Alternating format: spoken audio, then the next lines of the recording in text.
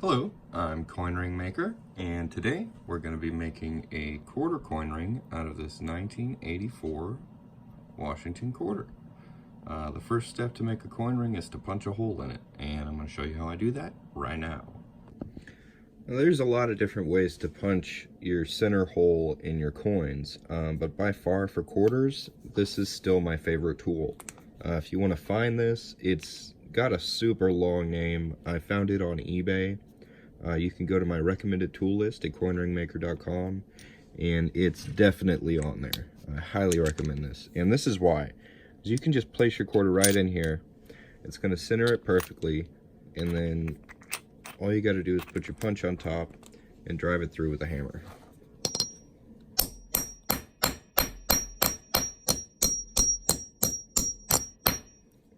Just as easy as that. And there's your center punch. And now I'm going to show you how I get this punch out of here. So I'm here at my 1-ton arbor press, and all I'm going to do is take this tool and place it upside down on here and just get a smaller punch, and we're just going to place it on top of this one and just push that out. Nice and easy. And there's our quarter. Now sometimes these will stick in this tool, and I'll just tap it out, and if I get it right to the edge here, I'll just push it out with this other smaller punch, and it's pretty easy to get your coin out that way. Now if we look at this, you can see we've got really sharp edge right here. And that's not going to be very comfortable on a ring. So we're going to deburr that, make it nice and smooth. And that's also going to prevent this coin from ripping and tearing as we start folding it. So let me get set up for deburring, and I'll show you how that's done. This is my deburring tool. I just picked it up at a hardware store for about $8. So you can see it's just a general tool. And the idea behind this is it's a blade that's on kind of a spinning piece here that allows you to cut away sharp edges inside of stuff. I'm going to try and show you how I do that. Now I've got this over a trash can to catch these copper shavings as they just kind of fall out of here. And I'll put this at about a 90-degree angle and start rotating it on here and apply pressure. And I like to start at the closest end to the handle on this, and then work my way down this blade as I get more and more cut off. So that's what I'm going to do.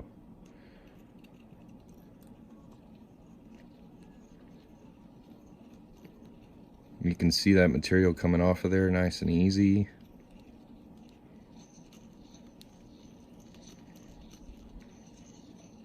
You can see I work down on that blade, and then we'll go ahead and go back to the more curved edge of it and just get all this nice and clean.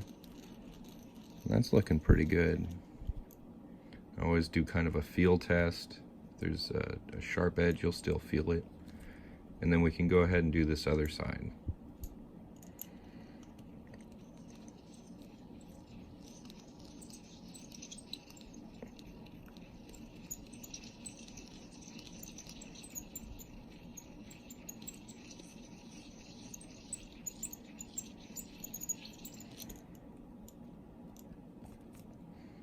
I always say you can always do a little more deburring.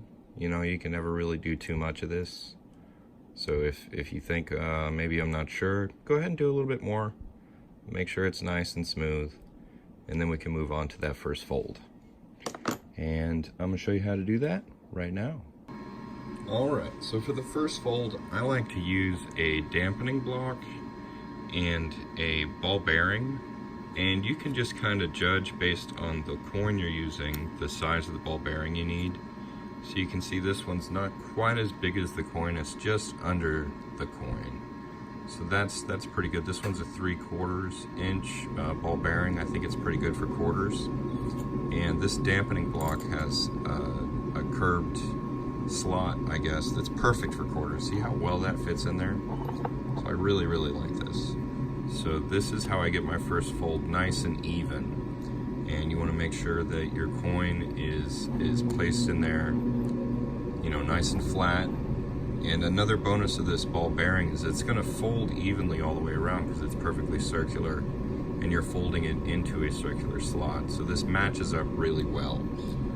This dampening block did come with these dampening rods, I suppose that's what you call them.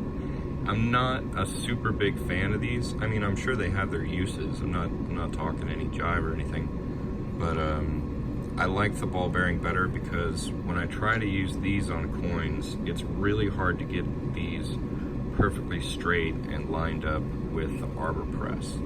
So that's why I don't use these. That's why I use a ball bearing, because no matter how I knock into this, this is still going to stay centered on this coin, and all I have to worry about is the coin being flat.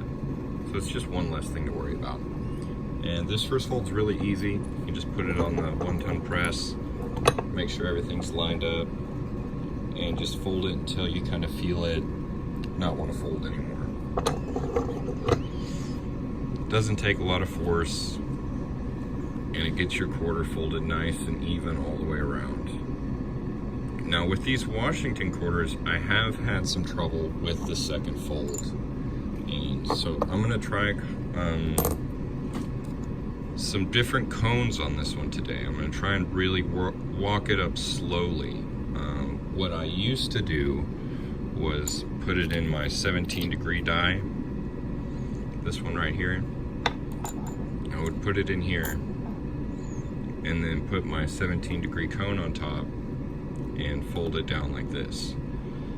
And when I do that, I always end up with like a weird deformation, either by the date or like by his head. It just doesn't fold evenly, and I'm not sure if it's just too drastic of a change. I don't have any problems with any other quarters like state quarters or America the Beautiful quarters. It's just these Washington quarters.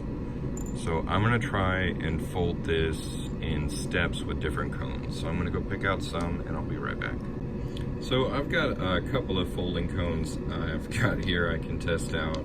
I think I'm gonna start with this one. I think it's called a starter cone. And I found this 25-degree die I've never used before.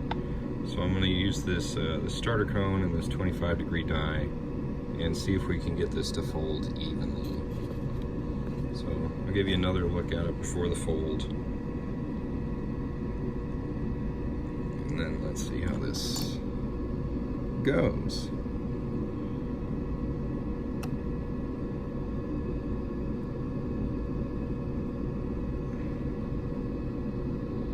It looks like that's almost too large to do any good. I'm reconsidering this. Looking at this on here, it doesn't look like it'll actually do any better than that ball bearing. So that cone's not quite what we want. Bingo. Okay, so you can see there's still a gap here. Do I want to do a 17-degree die or a 25-degree die?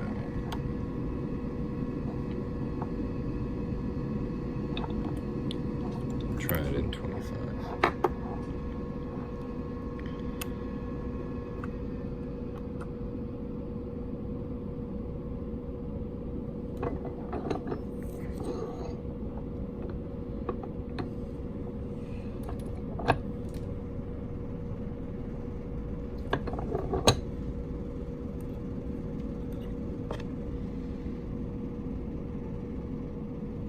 You can see under the 4 there's still a little bit of, like, it's a little raised and then lowered on the 80. You see that? But it's not as bad as it normally is. And the rest of it looks pretty even. So I'm pretty pleased with that. That was a nice fold. See if it'll fit on the ring stretcher. It will. Okay. So The next step before I put this on the ring stretcher and start stretching it out is I like to sand the cut edge. And if you look closely here, you can see it's kind of scratched up a little bit. It just gets roughed up with the stretching and cutting.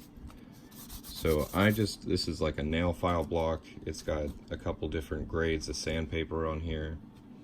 And I just run it along here.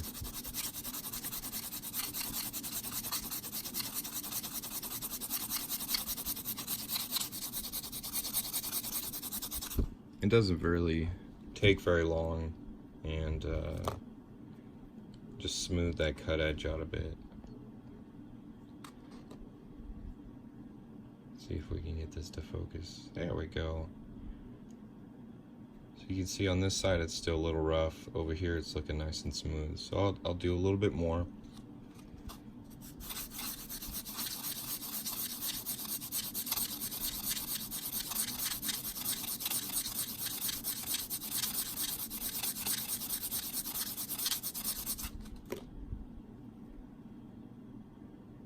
That looks pretty good to me. All right, we can, I'll hit this with a polishing cloth and then we'll throw it on the ring stretcher just to get all that dust and sandpaper off there. All right, I'm trying a different angle here, but we've got a ring on a ring stretcher, and I'm just gonna slowly start stretching this out and moving it down here. This ring's gotta be a size 10.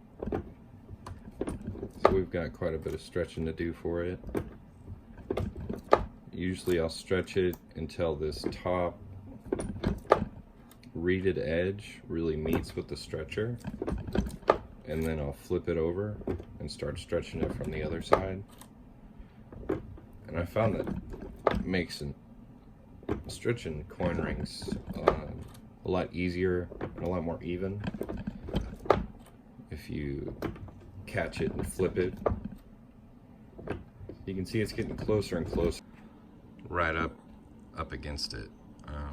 So if we take it and flip it over, you can see there's a gap there, so we can stretch out that gap. I'm going to continue to stretch this. My camera doesn't want to cooperate with me, so I'm going to try and find another setup. There we go. Okay. So yeah, we're just going to keep stretching this out until that cut edge meets up with the ring stretcher, and then flip it over again. But first I'm going to check the ring size, see what we're sitting at. It's still under a size 10, so that's good. So we want to go maybe half a size over 10. And then we're going to throw it in a reduction die and shape it. Just straighten those walls up a bit. So let's see here. Yeah, we're almost to an 11. I'm going to flip this over again. Give it a couple more pulls on each side. And then we can go reduce it. See if we can get a good look at it. No, I'm gonna move the camera and then show you. All right, so here we are back at the 1-ton press with my favorite reduction dies. This is a 17 degree, 1 inch and 0.9 inch reduction die. And I use this on almost all my quarter coin rings. Now I can get a good look at what our ring is looking like right now. You can see the reeded edge is a little further out than the cut edge. So that's the first side we're going to reduce. And I kind of want to be careful here. I want to make sure I don't reduce it too much. We're just trying to get it down one size. So make sure this is in there nice and even. Get everything lined up.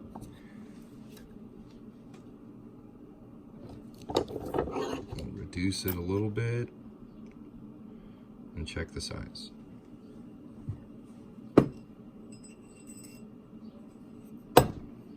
See here, so we're still larger than a 10, so we can reduce it just a little bit more, which is good.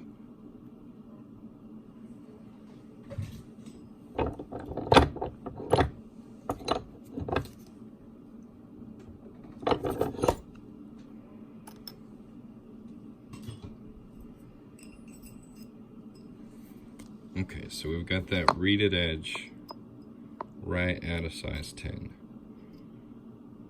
But this cut edge, I want to reduce just a little bit. Now you can see that waviness of the date that I was talking about. These Washington quarters drive me nuts. They're so hard to get straight. But this one is pretty good, comparably. So we're going to take the cut edge now, and we're going to put that down. And this is just going to soften up this edge and line it up just a little bit. Just a tad. And this is just for personal taste. This is just the way I like to do it.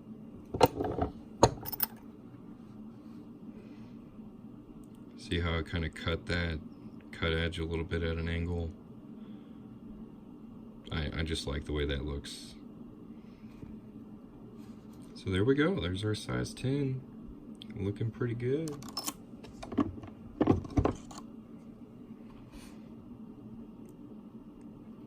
Now I just I'm gonna resand this cut edge, and I'm gonna buff it with a jewelry cleaning cloth, and I'll show you the finished ring in just a second.